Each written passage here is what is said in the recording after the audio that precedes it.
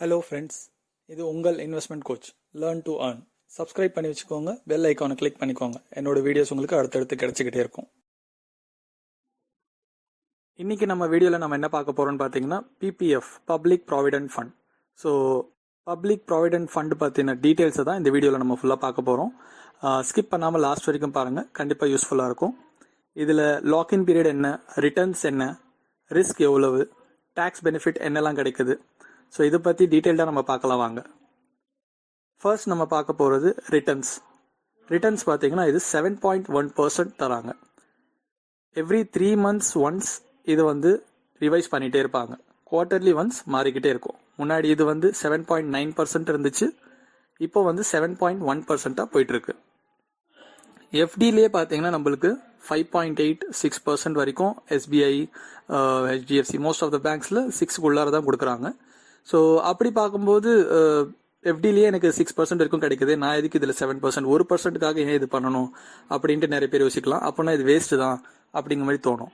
But ஆனால் இதில் நிறைய பெனிஃபிட்ஸ் இருக்குது, which is much better than FD. உங்களுக்கு எஃப்டியை விட உங்களுக்கு பெட்டரான நிறைய பெனிஃபிட்ஸ் இருக்குது. ஸோ அது என்ன அப்படிங்கிறது இந்த வீடியோ எண்ட் வரைக்கும் பாருங்கள், கண்டிப்பாக உங்களுக்கு புரியும்.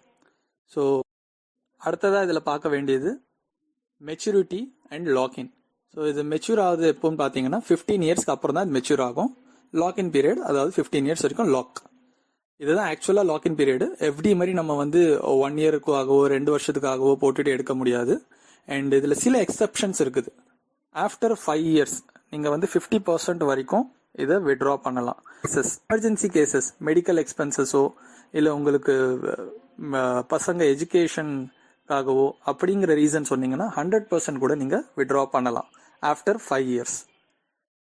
அண்ட் இன்னொரு பெனிஃபிட் என்னன்னு பார்த்தீங்கன்னா இதில் ஃபர்ஸ்ட் இயர், செகண்ட் இயர் 2 வருஷம் நீங்கள் கண்டினியூஸாக இன்வெஸ்ட் பண்ணிவிட்டு 3வது வருஷத்துலேருந்து, அதாவது 2 வருஷத்துக்கு அப்புறமாவே நீங்கள் இதில் லோன் அப்ளை பண்ணலாம். உங்களோட பிபிஎஃப் இருக்கு இல்லையா, லோன் அகெயின்ஸ்ட் பிபிஎஃப் சொல்லுவாங்க. பிபிஎஃப் வச்சு 25% வரைக்கும் லோன் எடுத்துக்கலாம். ஃபார் எக்ஸாம்பிள், நான் ஃபர்ஸ்ட் வருஷம் 1 லட்ச ரூபா இன்வெஸ்ட் பண்ணியிருக்கேன், செகண்ட் வருஷம் ஒரு 1 லட்ச ரூபா இன்வெஸ்ட் பண்ணியிருக்கேன், டோட்டலாக 2 லட்ச ரூபா இன்வெஸ்ட் பண்ணியிருக்கேன். ஸோ 3வது வருஷம் நான் போயிட்டு லோன் வாங்கணும் அப்படின்னா 25% ஆஃப் 2 lakh உங்களுக்கு 50,000 வரைக்கும் உங்கள் பேங்க், எந்த பேங்க் மூலிமா நீங்கள் பண்ணியிருக்கீங்களோ அவங்களே உங்களுக்கு 50,000 rupees லோனாக கொடுப்பாங்க. அந்த லோனுக்கு இன்ட்ரெஸ்ட் என்னன்னு பார்த்தீங்கன்னா அந்த டைமில் இருக்கிற பிபிஎஃபோட இன்ட்ரெஸ்ட் ரேட் இப்போ 7.91 இருக்கு இல்லையா, அந்த மாதிரி அப்போ 7.5 இல்லை 7 எவ்வளோ இருக்கோ அதுலேருந்து 1% அதிகமாக இருக்கும். ஸோ அதுதான் அவங்களோட லோனோட இன்ட்ரெஸ்ட் ரேட்டாக இருக்கும். லாக்இன் பீரியட் பார்த்தீங்கன்னா 15 இயர்ஸ் வரைக்கும் இது லாக். அதுக்கப்புறமா நான் இதை எடுத்துக்கலாமா இல்லை இதை கண்டினியூ பண்ணணும்னா ஆப்ஷன்ஸ் இருக்கா அப்படின்னு கேட்டிங்கன்னா இருக்குது. ஸோ ஃபார் எக்ஸாம்பிள், நான் 35 இயர்ஸ் ஏஜில் இருக்கேன், நான் ஒரு 15 இயர்ஸ்க்கு போடுறேன்னு வச்சுக்கோங்களேன். ஸோ அந்த மாதிரி பட்சத்தில் நான் 50 வயசு ஆகும்போது நான் போயிட்டு எனக்கு எக்ஸஸாக அமௌண்ட்ஸ் ஆல்ரெடி இருக்குது, இந்த இன்வெஸ்ட்மெண்ட்ஸை நான் டச் பண்ண விரும்பல, இதை கண்டினியூ பண்ணலான்னு இருக்கேன் அப்படின்னா அன்னைக்குலேருந்து, அதாவது உங்களோட 50th ஏஜ்லேருந்து அந்த 15 இயர்ஸ் முடிஞ்சதுக்கு அப்புறமா நெக்ஸ்ட் 5 இயர்ஸ் வரைக்கும் நீங்கள் எக்ஸ்டெண்ட் பண்ணிக்கலாம். அந்த மாதிரி எவ்ரி 5 இயர்ஸ்க்கும் நீங்கள் எக்ஸ்டெண்ட் பண்ணிகிட்டே போகலாம். அண்ட் அந்த ஃபர்ஸ்ட் பண்ணீங்க இல்லையா 15 இயர்ஸ் வரைக்கும் இன்வெஸ்ட்மெண்ட், அந்த இன்வெஸ்ட்மெண்ட் மெச்சூர் ஆகிருக்கும், அதுக்கு ரிட்டர்ன்ஸும் வந்திருக்கும் இல்லையா, அந்த அமௌண்ட்டை நீங்கள் பார்ஷியலாகவும் விட்ரா பண்ணலாம், ஃபுல்லாகவும் விட்ரா வேணும்னா பண்ணிக்கலாம். அதில் எந்த ஒரு கண்டிஷன்ஸும் உங்களுக்கு கிடையாது. அண்ட் அதில் என்னன்னு பார்த்தீங்கன்னா அதில் இயர்லி ஒன்ஸ் ஒரு வாட்டி தான் நீங்கள் அதை பார்ஷியலாவோ இல்லை ஃபுல்லாவோ விட்ரா பண்ணுறதுக்கு அலோவ் பண்ணுவாங்க. இதில் அடுத்தது பார்த்தீங்கன்னா எக்ஸம்ட், அதாவது EEE சொல்லுவாங்க. இன்வெஸ்ட்மெண்ட்டில் டேக்ஸ் கிடையாது, அதுக்கு கிடைக்கிற இன்ட்ரெஸ்ட்டுக்கு டேக்ஸ் கிடையாது. 15 இயர்ஸ்க்கு அப்புறம் மெச்சூர் ஆகிட்ட பிறகு டோட்டல் லம்சமாக ஒரு அமௌண்ட் எடுக்கிறீங்க இல்லையா, அந்த அமௌண்ட்லையும் டேக்ஸு கிடையாது, which is better than FD. So நான் முன்னாடியே சொன்னேன் இல்லையா, எஃப்டியை விட பெட்டர்னு. எஃப்டியில் பார்த்தீங்கன்னா உங்களுக்கு இன்ட்ரெஸ்ட்டில் டேக்ஸ் பிடிப்பாங்க, ரிட்டர்ன்ஸ் நீங்கள் நடுவில் எடுத்துட்டீங்கனாலும் உங்களுக்கு டேக்ஸ் பிடிப்பாங்க, அண்ட் மெச்சூர் ஆகிட்டு ரிட்டர்ன்ஸ்லேருந்து எடுத்துட்டீங்கன்னா கூட அதுலேயும் டிடிஎஸ் பிடிப்பாங்க. பட் இதில் அந்த மாதிரி கிடையாது. அடுத்ததாக பார்த்தீங்கன்னா இதில் லீகல் இம்யூனிட்டி, இது நிறைய பேருக்கு தெரியறதில்ல. இது என்னன்னு பார்த்தீங்கன்னா இன்கேஸ் ஆஃப் ஆக்ஷன் சொல்லுவாங்க, அதாவது ரொம்ப எக்ஸ்ட்ரீம் லெவல், இதெல்லாம் கோர்ட் உங்களோட நிலத்தையோ உங்களோட இடத்தையோ நீங்கள் கொடுக்க வேண்டிய கடனுக்காக ஜப்தி பண்ணுறாங்கன்னு சொல்லுவாங்க இல்லையா, அந்த மாதிரி பண்ணும்போது எல்லா உங்களோட இன்வெஸ்ட்மெண்ட்டும் அவங்களால பண்ண முடியும், கோட்டால பண்ண முடியும். பட் பிபிஎஃப் வந்து அவங்க டச் பண்ண முடியாது. பிபிஎஃப் அப்படிங்கிறது நீங்கள் இன்வெஸ்ட் பண்ணிட்டீங்கன்னா ஒன்ஸ், கவர்மெண்ட்டை பொறுத்த வரைக்கும், நம்மளோட இந்தியன் லாவை பொறுத்த வரைக்கும் அது வந்து உங்களோட டிபெண்டன்ஸ்க்காக பண்ணுற மாதிரி. ஸோ அது வந்து லாங் டர்ம் இன்வெஸ்ட்மெண்ட், அதில் வந்து கையை வைக்க மாட்டாங்க, கை வைக்கவும் முடியாது. அண்ட் இதில் வந்து பார்த்தீங்கன்னா குழந்தைங்க பேரில் இன்வெஸ்ட் பண்ணலாமா, பசங்க பேரில் நம்ம இன்வெஸ்ட் பண்ண முடியுமா அப்படின்னு சில பேர் பேரண்ட்ஸ்லாம் கேட்பாங்க. பண்ணலாம், ஏஜ் லிமிட் இதில் கிடையாது. சின்ன குழந்தைங்க பேர்லையும் பண்ணலாம், பெரியவங்களுக்கும் பண்ணலாம். ஸோ 18 இயர்ஸ்க்கு கீழே இருக்கிறவங்களுக்கு பண்ணீங்கன்னா அவங்க மைனர் இல்லையா, ஸோ அவங்களோட அக்கௌண்ட்டை பேரண்ட்ஸோ இல்லை கிராண்ட் பேரண்ட்ஸோ யாராவது ஒருத்தவங்க தான் அதை ஹேண்டில் பண்ணணும். அந்த குழந்தை 18 இயர்ஸ் ஆனதுக்கப்புறம் அவங்க பெரிய பையன் ஆயிடுவாங்க. ஸோ அவங்களோட அக்கௌண்ட்டை கிரியேட் பண்ணி அதில் மூவ் பண்ணி வச்சுக்கலாம். அதுலேருந்து அவங்க கண்டினியூ பண்ணிக்கலாம் இன்வெஸ்ட் பண்ணுறதுக்கு. இயர்லி ஒன்ஸ் பார்த்தீங்கன்னா 1.5 lakh வரைக்கும் தான் உங்களுக்கு டேக்ஸ் பெனிஃபிட்ஸ் கிடைக்கும்.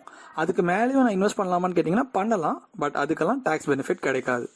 இப்போ இந்த அக்கௌண்ட் வந்து நான் இன்வெஸ்ட் பண்ணிக்கிட்டே இருக்கணுமா, எப்போ வரைக்கும் இது ஆக்டிவாக இருக்கும், இதுக்கு ஏதாவது சார்ஜா, இன்வெஸ்ட் பண்ணலாம் ஏதாவது பெனால்ட்டியா, அந்த மாதிரி கொஸ்டின்ஸ் இருக்குன்னா அதுக்கு பாருங்க. ஃபர்ஸ்ட் இயர் நீங்கள் வந்து அதாவது மினிமம் இதில் 500 இல்லையா, ஸோ ஃபர்ஸ்ட் இயர் ஒரு 500 போட்டுட்டீங்க, செகண்ட் இயர் ஒரு 500 போடுறீங்கன்னு வச்சுக்கோங்க. தேர்ட் இயர் உங்ககிட்ட பணம் இல்லை நீங்கள் மறந்துட்டீங்க பண்ணுறதுக்காகன்னு வச்சுக்கோங்க.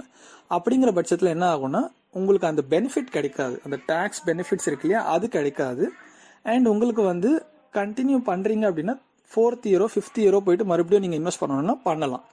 அது வரைக்கும் அது இன்ஆக்டிவாக தான் இருக்கும். நீங்கள் ஆக்டிவாக வச்சுக்கணும் அப்படின்னா எவ்ரி இயர் மினிமம் 500ஆவது அதில் போட்டு வைங்க. ஸோ இதில் வந்து ஏஜ் லிமிட் கிடையாதுன்னு ஆல்ரெடி சொல்லிட்டேன். அண்ட் இதில் யாரெல்லாம் இன்வெஸ்ட் பண்ண முடியாதுன்னு பார்த்தீங்கன்னா என்ஆர்ஐஸ் பண்ண முடியாது, ஜாயிண்ட் அக்கௌண்ட்டில் பண்ண முடியாது, நானும் என் ஒய்ஃப் பண்ணிக்கிறோம் இல்லை நானும் அம்மா பேரில் பண்ணிக்கிறோம் அப்படின்னா அந்த மாதிரிலாம் பண்ண முடியாது. இண்டிவிஜுவல் அக்கௌண்ட் மட்டும் தான் அலௌடு. ஹெச்யூஎஃப் அக்கௌண்ட் சொல்லுவாங்க, ஹிந்து அன்டிவைடட் ஃபேமிலி, அவங்களும் இதில் பண்ண முடியாது. அண்ட் இது வந்து யார் மூலியமாக பண்ணலான்னு பார்த்தீங்கன்னா government banks, private banks and post offices, இது மூலியமாக நீங்கள் பண்ணலாம். பட் என்ன கேட்டிங்கன்னா ப்ரைவேட் பேங்க்ஸில் ஆன்லைன் நெட் பேங்கிங் மூலிமா ரொம்பவே ஈஸியாகவும் ஹசல் ஃப்ரீயாகவும் இருக்குது ப்ராசஸ், அதுலேயும் நீங்கள் ட்ரை பண்ணலாம். ஸோ இது வரைக்கும் என் வீடியோ நீங்கள் பார்த்துருப்பீங்க. ஸோ இது வரைக்கும் பார்த்ததில் வீடியோ உங்களுக்கு பிடிச்சிருந்தா கீழே லைக் பட்டனை கிளிக் பண்ணுங்கள். அண்ட் உங்களுக்கு ஏதாவது கமெண்ட்ஸில் சொல்லணும்னு இருந்தால் நீங்கள் ஃபீட்பேக் சொல்லலாம். இல்லை நான் ஏதாவது விட்டுட்டேன் இந்த வீடியோவில் சொல்கிறதுக்கு, அதோட கொஸ்டின்ஸ் உங்ககிட்ட ஏதாவது இருக்குன்னா உங்ககிட்ட இருக்கிற கொஸ்டின்ஸை நீங்கள் கமெண்ட்ஸில் மென்ஷன் பண்ணலாம். அண்ட் என்னோட சேனலை சப்ஸ்கிரைப் பண்ணி வச்சுக்கோங்க, பெல் ஐக்கானையும் கிளிக் பண்ணிக்கோங்க. ஃபினான்ஷியல் ரிலேட்டட் வீடியோஸை நான் அப்லோட் பண்ணிகிட்டே இருப்பேன். முக்கியமான விஷயம் ஒன்று நான் சொல்லிடுறேன், இது நிறைய பேருக்கு தெரியறதில்லை. ஸோ இது நீங்கள் ஃபாலோ பண்ணிங்கன்னா கம்பேர் டு அதர் பீப்புள் உங்களோட இன்வெஸ்ட்மெண்ட்ஸ் ரிட்டர்ன்ஸ் அதிகமாக இருக்கும். என்னன்னு பார்த்தீங்கன்னா எவ்ரி மந்த் நீங்கள் வந்து ஒரு 10ஆம் தேதி உங்களோட இன்வெஸ்ட்மெண்ட் பண்ணுறீங்கன்னு வச்சுக்கோங்களேன், 1000 ரூபாய் பண்ணுறீங்களோ இல்லை 2000 ரூபாய் பண்ணுறீங்களோ, எவ்ரி மந்த் ஒரு 10th பண்ணுறீங்க அப்படின்னா அந்த 10thலேருந்து அந்த மந்தோட ஜனவரி 10th பண்ணுறீங்கன்னு வச்சுக்கோங்க, ஜனவரி 10thலேருந்து ஜனவரி 31st வரைக்கும் அந்த 1000 ரூபாவோ இல்லை எவ்வளோ அமௌண்ட் நீங்கள் பண்ணுறீங்களோ அது இன்ட்ரெஸ்ட் ஏர்ன் பண்ணாது, ஐடலாக அப்படியே தான் இருக்கும். அதாவது 1ஆம் தேதியிலேருந்து 5ஆம் தேதிக்குள்ளே தான் நீங்கள் இன்வெஸ்ட்மெண்ட் பண்ணணும். ஏன்னு பார்த்தீங்கன்னா பிபிஎஃப்பை பொறுத்த வரைக்கும் 5th தான் கட் ஆஃப் டைம். நீங்கள் வந்து 4ஆம் தேதி இன்வெஸ்ட் பண்ணுறீங்கன்னா அடுத்த நாள்லேருந்தே இது இன்ட்ரெஸ்ட் ஏர்ன் பண்ண ஆரம்பிச்சிடும். நீங்கள் 6ஆம் தேதி 7ஆம் தேதி இன்வெஸ்ட் பண்ணீங்கன்னா உங்களுக்கு அடுத்த மாதம் 5ஆம் தேதிக்கு அப்புறம் தான் உங்களுக்கு இன்ட்ரெஸ்ட் ஏர்ன் பண்ண ஆரம்பிக்கும். 5ஆம் தேதிக்கு முன்னாடியே முடிஞ்ச வரைக்கும் இன்வெஸ்ட் பண்ணிவிடுங்க. ஸோ இது வந்து சின்ன விஷயம்தான், பட் லாங் டேர்மில் பார்க்கும்போது 15 வருஷம் அப்படின்னு பார்க்கும்போது ரொம்ப நல்ல ரிட்டர்ன்ஸ் கிடச்சிருக்கும் உங்களுக்கு. கம்பேர் டு ஒரு 10ஆம் தேதி பண்ணுறவங்களுக்கும் உங்களுக்கும் நிறையவே டிஃப்ரென்ஸ் இருக்கும். ஸோ இந்த வீடியோவில் பிபிஎஃப் பற்றி